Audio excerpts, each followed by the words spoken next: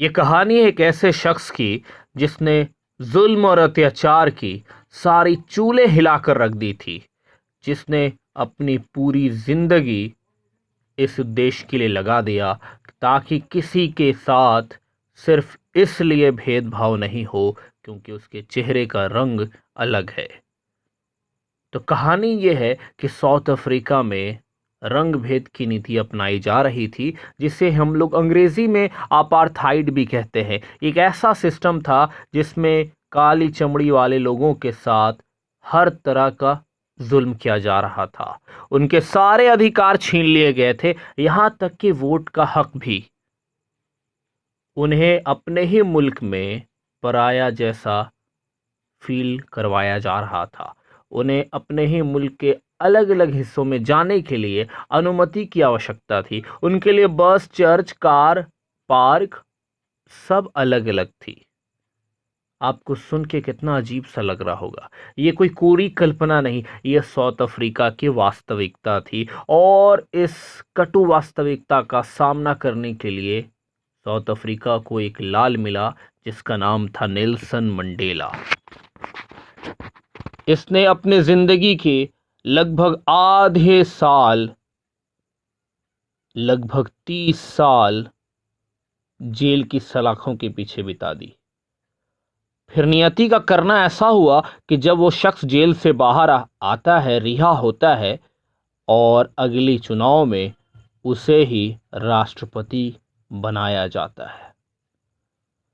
तो इस कहानी में हम लोग उनके राष्ट्रपति बनने के बाद जो शपथ समारोह का आयोजन किया जाता है साउथ अफ्रीका की सरजमी पे, उसके बारे में ही जानेंगे, जो कि उनकी biography, autobiography long walk to freedom से लिया गया है। 10 मई की सुबह थी जो कि बहुत ही साफ और क्लियर थी। पिछले कुछ दिनों से मैं बड़ी खुशी से दुनिया भर के गणमान्य और विश्व नेताओं से घिरा हुआ था जो हमारे मुल्क में शपथ ग्रहण समारोह में तशरीफ के लिए आ रहे थे। ये शपथ समारोह साउथ अफ्रीका की सरजमी पे अब तक का सबसे बड़ा समारोह होने वाला था। ये समारोह शुरू होता है प्रिटोरिया की यूनियन बिल्डिंग में, सैंडस्टोन एम्पी थिएटर में। एम्पी थिएटर एक ऐसी बिल्डिंग को कहते हैं जिसमें कोई छत नहीं हो और जिसमें सीट सीढ़ी नुमा आकार की हो। दशकों से ये जगह अत्याचार का सिंबल बन चुका था, लेकिन अब ये जगह सारे रंगों से भरा था। यहाँ हर जाति, हर रंग और हर नस्ल के लोगों के लिए वेलकम था, क्योंकि अब साउथ अफ्रीका में पहली लोकतांत्रिक और गैर पक्षपाती सरकार का निर्माण होने वाला था। उस खूबसूरत पतझड़ के दिन मैं अपनी बेटी ज़ेनानी के साथ था। सबसे पहले पोडियम पे मिस्टर डे क्लर्क को सेकंड डिप्टी प्रेसिडेंट के तौर पे शपथ ग्रहण कराया जाता है। फिर उसके बाद थाबो बेकी की बारी आती है प्रथम डिप्टी प्रेसिडेंट के तौर पे। बस उसके बाद मेरी बारी थी। मैंने उस दिन संविधान की शपथ ली कि मैंने शपथ लिया कि मैं संविधान को फॉलो करूंगा और उसके मूल्यों को बरकरार रखूंगा और मेरा पूरा जीवन अपने मुल्क और इसके लोगों की सेवा करने के लिए समर्पित हो जाएगा। उस दिन असेंबल गेस्ट, वहां मौजूद तमाम अतिथिगण और दुनिया को मैंने जो कहा वो ये है कि आज हम लोग यहाँ मौजूद हुए, उपस्थित हुए, ताकि हम अपनी आज़ादी को सलाम कर सकें, इसको एक उम्मीद दे सकें। एक असाधारण मानवीय त्रासदी से गुजर के हम एक ऐसा माहौल बनाना है जिस पे सारी दुनिया, सारी इंसानियत गर्व करे।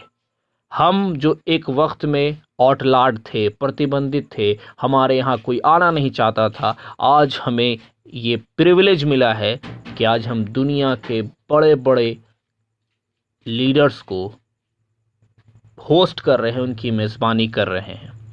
हम तहे दिल से अपने तमाम अंतर्राष्ट्रीय मेहमानों का शुक्रिया अदा करना चाहते हैं कि वो यहाँ आए और हमारे साथ, हमारे कंट्री वाले लोगों के साथ खड़े रहें। और हमारी जीत एक कॉमन जीत है, न्याय, शांति और मानवीय मूल्यों की। हम लोगों ने आखिरकार राजनीतिक स्वतंत्रता तो पा ली है, लेकिन आज भी हमारा काम बाकी है। अब हमें गरीबी, महरूमी, कास्ट और तमाम तरह के भेदभाव से अपने मुल्क को आज़ाद करना है। कभी नहीं, कभी नहीं और कभी भी दोबारा ऐसा नहीं होगा कि हमारी ये खूबसूरत सरजमी एक इंसान के द्वारा दूसरे इंसान पर जुल्म को देखेगी, अत्याचार को देखेगी।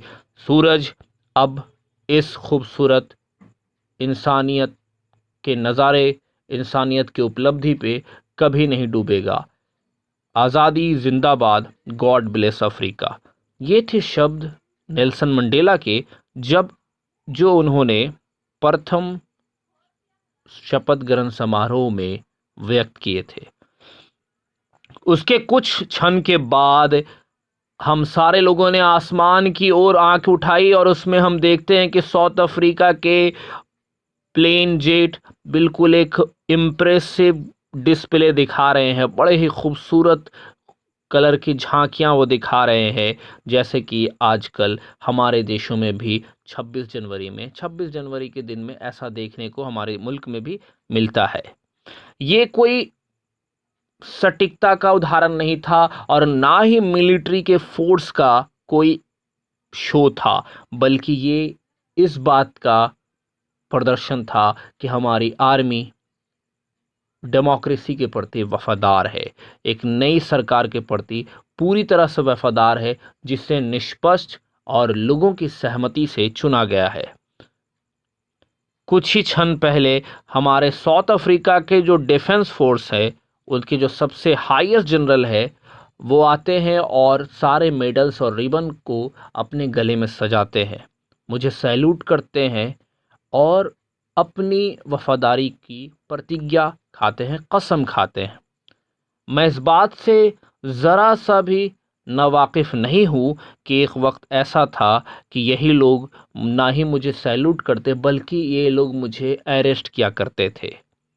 लेकिन अब एक जेट का वी शेप का एक फिगर बन चुका है, जिसमें बहुत ही खूबसूरत रंग आसमान की चार दीवारी पे, आसमान के कैनवस पे बिखर रही है, चाहे वो काले हों, लाल हों, हरे हों, ब्लू और गोल्ड, जो कि साउथ अफ्रीका के झंडे के नए कलर हैं। उसमें काला, लाल, हरा, नीला और गोल्ड कलर। ये दिन मेरे लिए इस तरह से भी सिंबलाइज किया गया, जिसमें दो नेशनल एंथम गाए गए, एक गोरों के लिए और एक कालों के लिए। हालांकि उस दिन दोनों में से कोई भी ग्रुप एक दूसरे का एंथम ना ही जानता था, क्योंकि उनको एक दूसरे के एंथम से बहुत ज़्यादा नफरत थी। लेकिन मुझे पूरा भरोसा है कि एक वक्त आएगा कि गोरे कालों का नेशनल एंथम याद कर बैठेंगे और काले गोरों का नेशनल एंथम याद कर लेंगे। इस इनॉग्रेशन के दिन मैं थोड़ा सा इतिहास के झरोखों में चला गया था। 20वीं सेंचुरी के पहले डिकेड में, 20वीं सदी के पहले दशक में, बस कुछ साल पहले, मेरे जन्म से कुछ साल पहले और एंग्लो बोअर वार के कुछ साल बाद, गोरे लोगों ने साउथ अफ्रीका में अपने अंदर के तमाम अंतर को समाप्त किया और काले लोगों पे, काली चमड़ी वाले लोगों पे एक रंग भेद सिस्टम को उन पे ज़बरदस्ती नाफिज कर दिया, लागू कर दिया। जिस तरह का सिस्टम व्यवस्था उन्होंने बनाया था, वो धरती पे सबसे हार्शेस्ट और सबसे ज़्यादा इंसानियत से दूर, हैवानियत से भरा हुआ समाज उन्होंने क्रिएट किया था। लेकिन आज 20वीं सेंचुरी के आखिरी दशक और मेरे जीवन के 80 साल में यह सिस्टम बदल चुका है, हमेशा के लिए। और इसको एक ऐसे सिस्टम से बदल दिया गया है, परिवर्तित कर दिया गया है जिसमें सारे लोगों के अधिकारों और आज़ादी की महत्ता को स्वीकार किया गया, चाहे उनके चेहरे का कलर जैसा भी है। ये दिन आ गया है जिसमें हम पॉसिबली पहुंच ही नहीं सकते थे जब तक कि हजारों लोगों की कुर्बानियां नहीं दी जाती। कुछ ऐसे भी लोग जिनकी कुर्बानियां, जिनके करेज, हिम्मत को ना ही गिना जा सकता है और ना ही उनको वापस किया जा सकता है, ना ही उसका बदला दिया जा सकता है। मैं आज उस दिन मुझे ये महसूस हो रहा था कि मैं तमाम अफ्रीकी देशभक्तों का जमा हूँ, सम हूँ, जो मुझसे पहले जा चुके हैं। उनका अब वो लाइन एंड हो चुकी है, अब मुझसे एक नई लाइन शुरू होती है।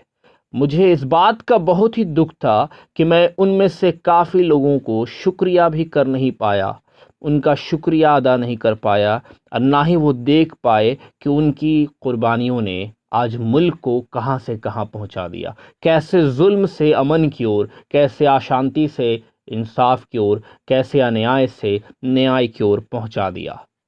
अपार्थाइड का जो सिस्टम था, रंग भेद की जो नीति थी, ये समाज पे, हमारे लोगों पे, हमारे मुल्क में एक काफ़ी गहरा ज़ख्म छोड़ चुकी है। हम लोग काफ़ी साल गुजारने वाले हैं इस गहरे ज़ख्म से वापस से रिकवर होने में। लेकिन इस सारे दशक जिसमें जुल्म और बर्बरियत की सारी मिसालें कायम की गई, इसमें भी कुछ सकारात्मक चीज़ें देखने को मिली। इसमें कुछ ग्रेट लोग, ग्रेट विजडम, उदारता, बुद्धिमानी और साहस वाले लोग, जिसे दुनिया ने शायद पहले कभी नहीं देखा था, क्रिएट किया। जैसे Oliver Tambos, Walter Sisulus, Chief Luthulis, Yusuf Dadoos, Bram Fischers and the Robert Sobukwes. ये वैसे लोग थे जो बेशुमार, जिनको गिनतियां उंगलियों पे की जा सकती थी, जिनका शुमार दुनिया के सबसे महानतम, बुद्धिमान और उदार लोगों में किया जा सकता है। शायद इतने बेहतरीन कैरेक्टर को क्रिएट करने के लिए इतनी गहरी और इतने कड़ा जुल्म ज़रूरी होता है। मेरा कंट्री सोने चांदी हीरे जवाहरात से भरा हुआ है, लेकिन मैं हमेशा से इस बात पे यकीन करता हूँ कि हमारे देश की सबसे बड़ा वेल्थ हमारी जनता है। सबसे ज़्यादा प्योर, सबसे ज़्यादा सच्ची, एक खरे सोने से, खरे हीरे से भी ज़्यादा वैल्यूबल, कीमती चीज़ हमारे लोग हैं। इन लोगों के स्ट्रगल से ही आज हम लोग साहस का मतलब समझ पाए हैं। समय और समय, हर समय हम लोगों ने देखा कि कई मर्द और औरत, कई पुरुष और महिला, उन्होंने एक आइडिया के लिए रिस्क लिया और अपनी जिंदगियों को दांव पे लगा दिया। मैंने ऐसे लोगों को देखा जिन्होंने अटैक्स को, टॉर्चर को पूरी तरह से संभाला, बिना गिरे हुए, बिना टूटे हुए, और वैसा धैर्य दिखाया जो कल्पना से परे है। मैंने ये सीखा कि साहस डर के अनुपस्थिति का नाम नहीं है, बल्कि साहस डर पे जीत का नाम है। साहस डर की अनुपस्थिति का नाम नहीं है, बल्कि डर पे जीत का नाम है। बहादुर आदमी वो नहीं है जो डरता नहीं है, बल्कि बहादुर आदमी वो है जो डर पे फतह हासिल कर लेता है, जो डर को हरा देता है। बहादुर आदमी वो नहीं जो डरता नहीं है, बल्कि बहादुर वो है जो डर को हरा देता है। कोई भी इंसान पैदा होते हुए किसी से नफरत नहीं करता, उसके स्किन के कलर, उसके बैकग्राउंड या उसके धर्म के आधार पे।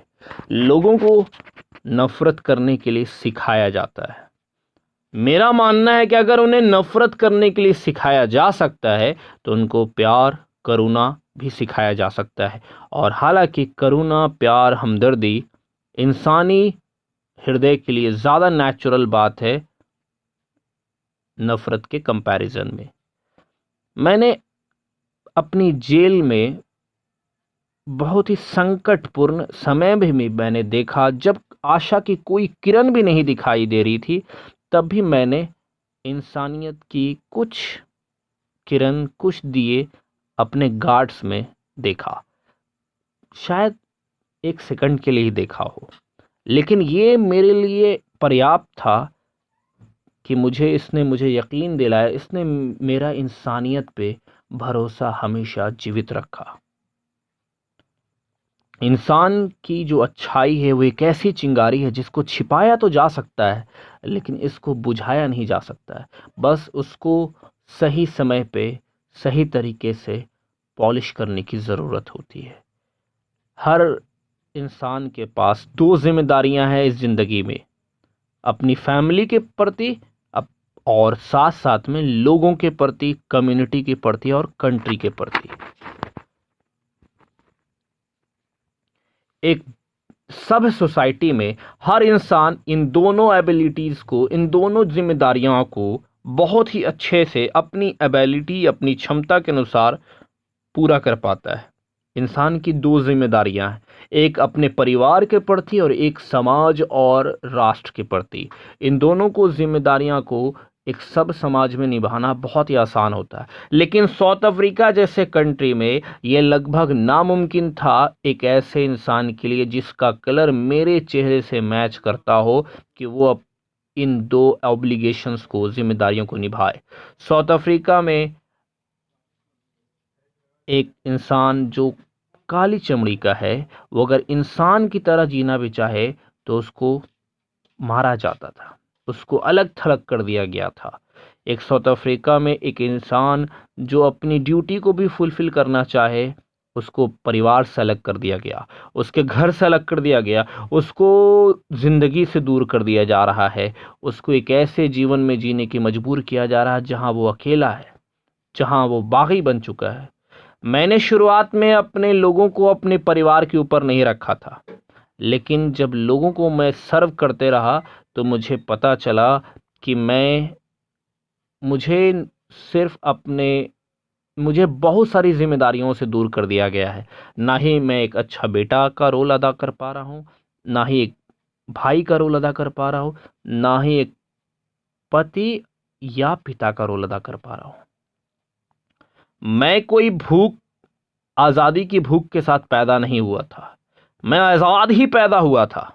मैं कोई आज़ादी की भूख के साथ पैदा नहीं हुआ था, मैं आज़ाद ही पैदा हुआ था, हर तरह से फ्री।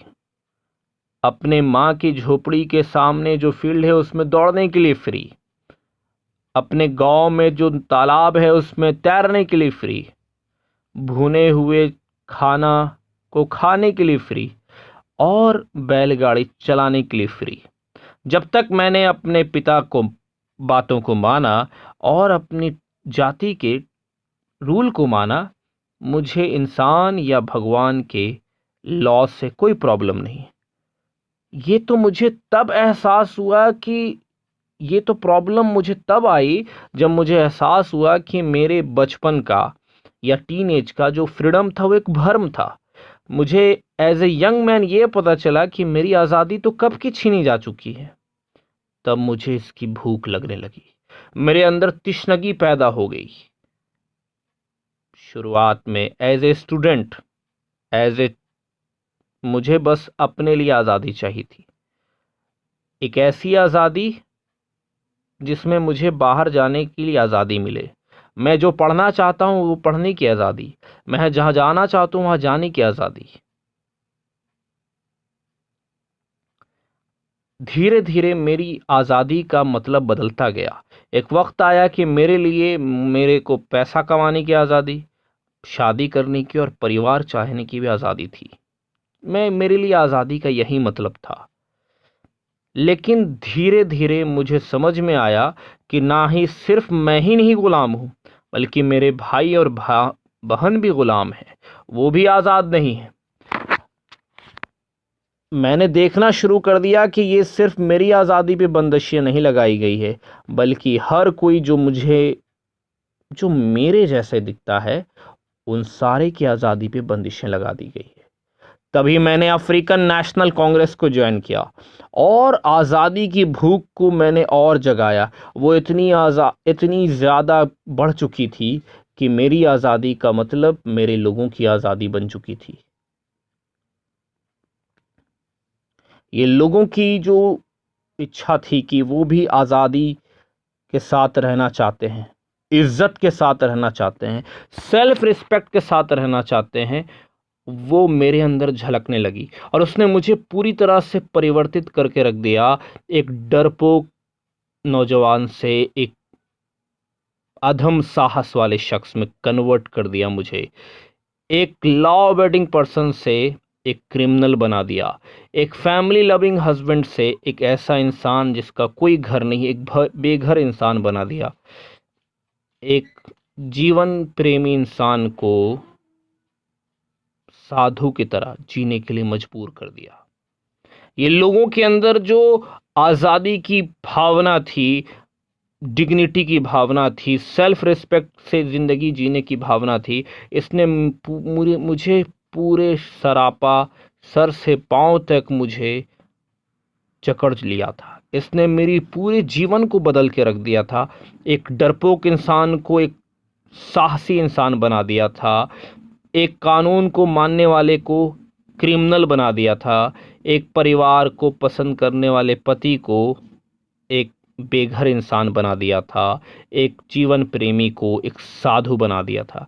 मैं कोई बहुत ही ज़्यादा बेहतरीन या त्यागी शख्स नहीं हूँ, जो हमारे बगल में है उससे ज़्यादा नहीं हूँ, लेकिन मैं एक चीज़ समझ चुका हूँ कि मैं फ्रीडम को इंजॉय कर ही नहीं सकता जब तक कि मैं ये नहीं जान लूँ कि मेरे भाई और मेरे बंधु, मेरे वैसे लोग जो मेरे ही तरह दिखते हैं, जब तक वो आज़ाद नहीं हो सकते, मैं भी आज़ाद नहीं हो सकता।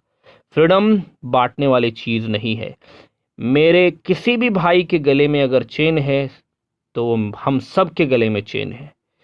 किसी एक के भी गले में चेन है तो मेरे ऊपर भी चेन है। मैं ये भी जानता हूँ कि जिस तरह जुल्म करने वाला गलत है, मैं ये भी जानता हूँ कि जिस तरह मजलूम जिस पे अत्याचार हुआ है उसको आज़ादी चाहिए, उसी तरह जालिम अत्याचारी को भी आज़ादी चाहिए। कोई भी इंसान जो दूसरे की आज़ादी छीन लेता है, वो भी नफ़रत के जेल में कैद हो जाता है। वो अपने ही पक्षपात, पूर्व धारणा, नफ़रत, संकुचित मानसिकता का कैदी होता है। मैं तब तक पूरी तरह से आज़ाद नहीं हो सकता जब तक मैं दूसरे को भी आज़ाद नहीं कर सकता। अगर मैंने किसी की आज़ादी छीन ली है तो मैं भी खुद आज़ाद नहीं रह सकता। तो जो जालिम है और जिस पे जुल्म हो रहा है, यानी जो अत्याचारी है और जिस पे अत्याचार हुआ है, दोनों को वापस से इंसानियत को पाना पड़ेगा। दोनों की इंसानियत छीनी जा चुकी है। मुझे उम्मीद है कि ये कहानी, ये स्पीच आपको काफ़ी रोचक लगी होगी। इसमें बहुत सारी बातें सीखने वाली है। एक ऐसा शख्स प्रेसिडेंट, राष्ट्रपति के पद पे बैठ रहा है, पद को संभाल रहा है, जिसने अपनी आँखों से सिर्फ जुल्म, नाइंसाफ़ी और अत्याचार देखा है, और उसके ज़बान से ये कैसे कैसे अल्फाज निकल रहे हैं कि वो सबको माफ़ करना चाह रहा है।